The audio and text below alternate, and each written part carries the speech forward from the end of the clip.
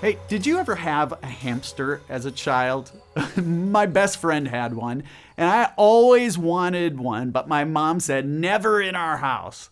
But I remember going over to my friend's house and watching the hamster get on that little metal wheel thing in his cage, and it would start running faster and faster and faster until one of two things would happen. Either it would fly off the wheel into the side of the cage exhausted, or the hamster wheel would actually break. I think of this image when I think of the pace of our consuming today. We're like that hamster on the wheel. We really don't know where we are going, but we are sure everybody else does. So we keep buying and buying and buying like everyone else. The problem is eventually something is going to break, either us or the entire system. Get this, every year Americans consume 1.2 billion trees to support our need for packaging, paper, napkins, bags. We use 2.5 million plastic bottles every hour.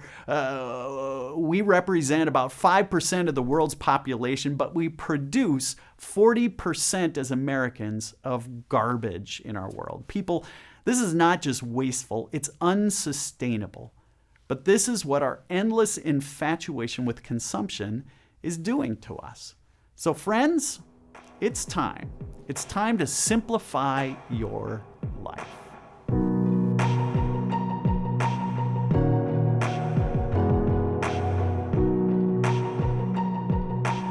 Hi, everybody. Thank you for joining me on this, the final session of our 5-session series called What's Enough? It's a series we put together to help us all talk about the one thing that brings our families, brings couples, brings individuals more anxiety, uncertainty, stress than anything else in America, and that's talk of our finances.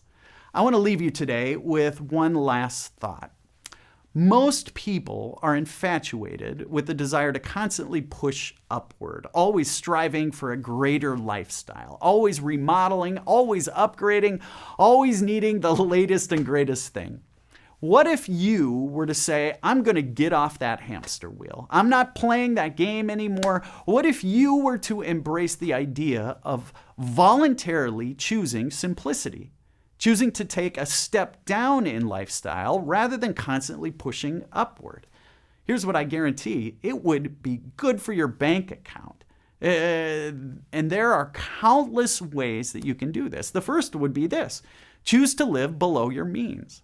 Whenever you're making purchases, what if you were to look at a mid-grade product instead of the top-of-the-line product? Think slightly smaller than you had planned. When you buy a new car, choose a car that would improve your fuel economy over your existing car.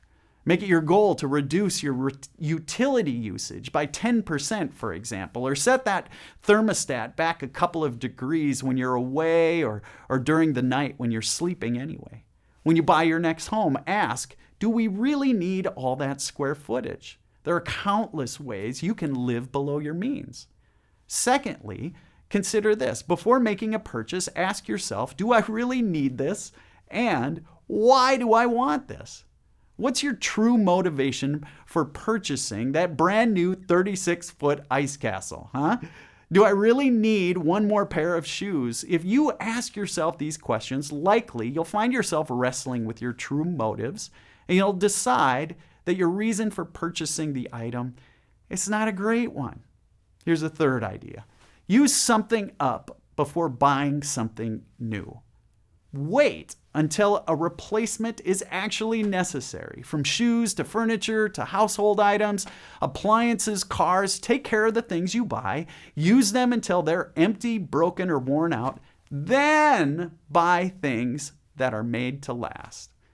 Lastly, number 4, plan low-cost entertainment that enriches your family. What do I mean by this? When it comes to choosing entertainment for your family and friends, plan things that are simple and cheap.